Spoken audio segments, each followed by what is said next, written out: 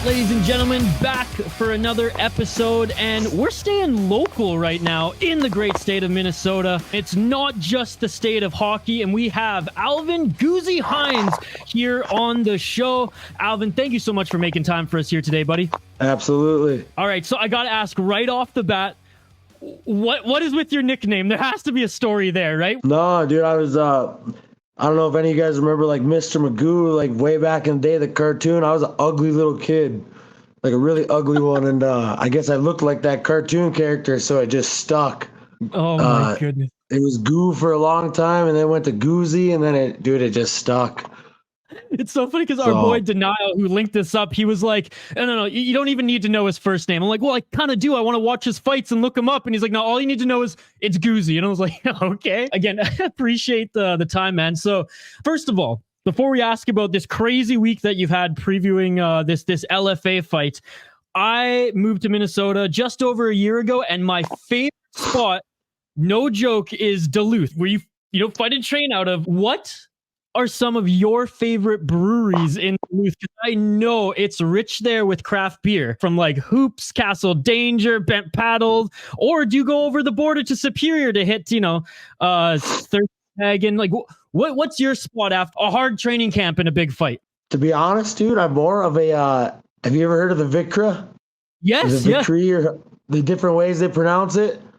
So I'm not really a beer guy, but I do really like going there. I'm a big time gin guy. Okay, cool. Love the gin. Oh, that's awesome. Yeah, we stepped in there. I did a whole like beer tour of Minnesota because craft beer here it's on a whole nother level, especially where I'm from originally in Canada. So I did a whole like brew tour. My favorite spot was in Duluth, and we did hop in there. I don't know if it was like they were celebrating their year 2 anniversary or something like that, but definitely a cool spot. So like I said, just had to show Duluth and the Superior area some love. It's one of my favorite spots in the state. When I heard you train out of there, I'm like, oh my God, that is amazing. But let's hop right into it, man. You finally got a fight almost 1 year off, but not because of your choice. So tell us about your upcoming fight here at LFA 174, and also just like how it came to be in such a short amount of time, and just the ups and downs of this year being a pro fighter, new on the scene. Yeah, it was a lot. I had 2 fights that it wasn't even the guys backing out. It was the promoter waiting until like 3 days out and canceling the and I had a lot of tickets sold, and it was just a bummer, dude. And to do it twice, it just it really put a damper on things and made it a really slow year. I should be 2 more fights ahead in my career at least right now, like at least. But it is what it is, and we're back at it now tomorrow. So, and coming up to this one, like the training camp was good. I did get sick these past 2 weeks. My voice is still kind of but I feel good. He's going to have a bad day tomorrow.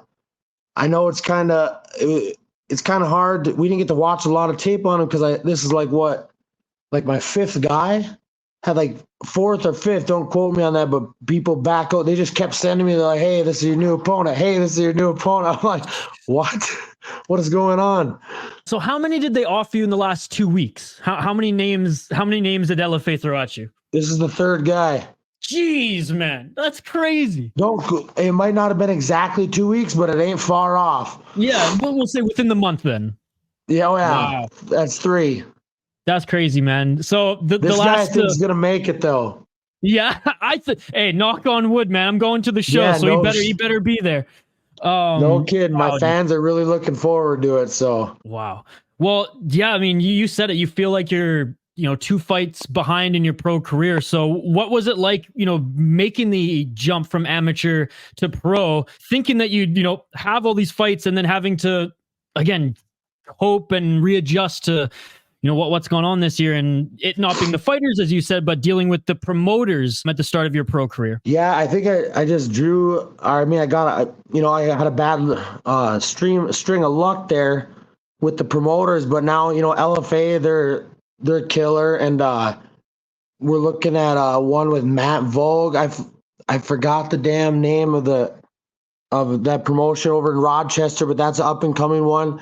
We might look into that and see if that opportunity comes up and sounds good. But honestly, I did need to work on my striking after my first pro one, so maybe it's a good thing I got a little bit of time in between because this fight we're really gonna come out and show that I'm a fighter, not just a brawler. So. And that's a perfect segue into my next question. You can take a punch like no other, and that's evident in your fights, but you can dish them out till you got power. Did that come from your wrestling base? And tell us about the experience of wrestling, grappling, and even competing, on the regional scene, but also under the ADCC banner. Yeah, so I wrestled all the way through high school and stuff, and then I went over to Arizona and did some catch wrestling. It's over in Prescott. It's average, just a little gym, but the coach was really good. I did some catch wrestling. Then when I came back to Duluth, I started doing jiu-jitsu, and I took off in that, absolutely loved it. The next best thing after wrestling, man. And I went down to Vegas and competed with the big dogs, and less than 2 years. I don't even know if I was on a full year when I went down there, but competed with some of the best in the world, and just went down to Chicago a couple months ago, competed with them boys. I don't know if you guys know who Big Dan is, but I was on the podium with him. So wow, I was in third place, but still made it to the podium. Had to take the long way around too, because I lost my first match by luck of a draw. We got back there. After competing in, jiu-jitsu and falling in love with that martial art, when did you want to make the pro or the jump to MMA and start your amateur career? It was actually after a couple tournaments. I was cleaning up these local tournaments, just dusting people, and one of my coaches was like, "Hey, man, you should start punching people too." And I'm like, "All right, we can do that." And I got a hold of Tat and Jared Zelka, and we started doing a lot of striking and worked on that, and then banged out a couple. Because I did one amateur fight a long time ago, right out of high school, but I didn't know shit. And then we did this and banged out a couple amateur fights, and I'm already 30, just turned 32, so it's now or never, baby. That was 2011, and you say you need to work on your striking. Yeah, this guy's got not a big deal.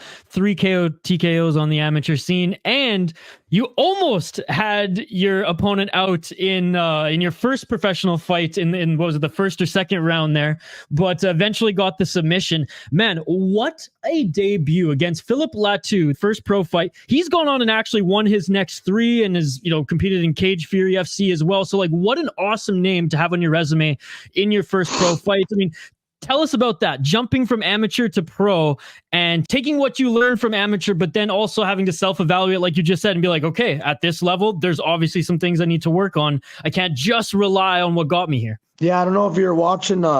Phil caught me with a check hook, and he hits like a fucking truck, dude. Brought me down to one knee, and so I just had to shoot. And I heard his coaches saying he's hurt, and I was like, man, shut up. I wasn't hurt, but I was hurt. He definitely caught me coming in. So we worked on a lot of that, because when I start coming in, I would drop my hands a lot. Not saying I still don't, but I get excited and I would pop and I'd drop down. So we worked on that a lot, watched a lot of videos on myself, and I ate some elbows from hanging my head on the outside, or when I go for a takedown, he pa, and those weren't that cool either. So we're not gonna do that shit anymore either. I was talking to some friends, and they were like, "Dude, this guy's tough as nails. Did you watch his first fight?" And it's funny you mentioned the elbows. I was like, "Yeah, he doesn't get put out easily. Yeah, just it made a weird little black noise, or not noise, but like a little. Like it blinked really hard every time he hit me with an elbow. I'm like, well, that can't be good. I better move. So is that what you're most excited to showcase now that you've had some time to polish it up, is the striking? Again, if anyone goes back, and I encourage everyone to check out, all your fights are on YouTube. Like, the grappling is there. Anyone who watches mixed martial arts, who is a jiu-jitsu or a wrestling fan, they'll say, okay, this is your base 100%. But are you excited, or is that your game plan, is to showcase a little bit more of, without giving it all away, of what you're polishing and going to bring to LFA this weekend? Yeah, he likes to come on and throw just huge right hands, like at a weird angle from the videos I watched, but we're gonna just avoid those, and I'm gonna actually set up some striking this time and show people that I can actually fight. But believe me, when takedown's there, I'm gonna take it. So obviously a huge opportunity at a local show for LFA, and LFA, they put on such great shows at Mystic. I've gone to a couple of them now. I will be there. I will be there to congratulate you on your win with the beer, my man. If you're, still feeling up to it, and I know you got a little of the snuffles and it'll be after a fight, but beer's on me, buddy. If you're around, this is a great opportunity for you. What's in your immediate plans? Because you just said that it's now or never, baby, right? 32 years old now, just entering your athletic prime. What's 2024 and 2025 look like for you? Ideally, assuming these promotions don't fuck you over again. No, I think LFA is going to be good. We're going to definitely squeeze in a lot more fights. How many? Like 4? At least 4 this year. We're going to squeeze for 4 this year. Awesome. And is that the plan to continue with LFA if everything goes well? Yeah, we're going to see what they offer me. I'm going to put on a good show tomorrow. We're going to go from there. Good answer. Good answer. As far as the regional scene goes, I know you fought as an amateur in CES. They're still humming along with their amateur shows, with their pro shows. But as far as the North American regional MMA scene goes, LFA, I mean, a lot of young pro fighters and even the seasoned pro fighters who have talked to on this podcast and off air, they kind of put LFA as number one. Right under it, where are some other promotions that catch your eye? Where are some other promotions that you would potentially dabble in? And what do you like as a fan as far as like the Cage Fury FC goes, CES, Cage Titan? What are some of the regional shows that you follow either to potentially fight in, or where you got some friends, or you're just a fan of the sport? Tell you the truth, I don't follow any of them. Oh, okay. I don't even watch them a lot. You just train. I just keep my nose to the grinding stone and want someone to fight me. So would that mean, say, if, I don't know, Unified MMA in Ontario called, that you'd go up and fight there? Because I know it's not too far from Duluth. Well, my coach, Tat Romero, he usually points me in the right direction. So I usually go to him, or they get a hold of him, and then we go from there. I mean, you're my age. I know we grew up when the UFC and Pride FC and Strikeforce was all buzzing. Were there any fighters that you followed at that time, or were you just like, wrestling, that's my thing? Didn't really follow MMA until my coach told me, you should punch. No, actually, our dad would never let us like watch like WWE or any of that kind of shit. We could only watch Tyson fights, and I watched the ICEMAN, Chuck Liddell. Nice. I watched him a lot. I didn't watch a lot of UFC, but whenever he was fighting, I watched. And I used to do that after my wrestling matches and shit. My coach hated it, but Chuck Liddell was the shit. Dude, Chuck Liddell was awesome. Him, Randy, Tito, Rampage, like those are the guys, like when I think of the UFC, my brain still goes to them before the Conor McGregors and, today's stars. Oh, yeah. And it's crazy because my dad was kind of the opposite. I wasn't allowed to watch like, R-rated movies, but he'd wake me up at like 1 a.m. to watch Pride FC's, crazy shows from Japan where there's like no rules and they're stomping and kicking each other in the face, soccer kicks and stuff like that. So my love of combat sports or especially MMA, started with Pride FC, and I did martial arts as a kid or whatever. But did you follow any particular wrestlers growing up, or again were you just pure work on your skills and compete? No, yeah. No one in my family really wrestled at all. That was kind of just like one of my cousins, her boyfriend did, and that's kind of how we got into it. And then me and my little brother just stuck with it. No one else really wrestled, so I didn't really know about any of that stuff until I got older. That I didn't even know really what was going on. Wow, man, that's crazy, because you're the first person I've talked to who like hadn't grown up in a gym or hadn't watched like tough their whole life growing up. So I actually love that about your story in particular. Did you play any other sports growing up? Yeah, football. Football, okay. I was gonna say we're in Minnesota, so it's either football or hockey.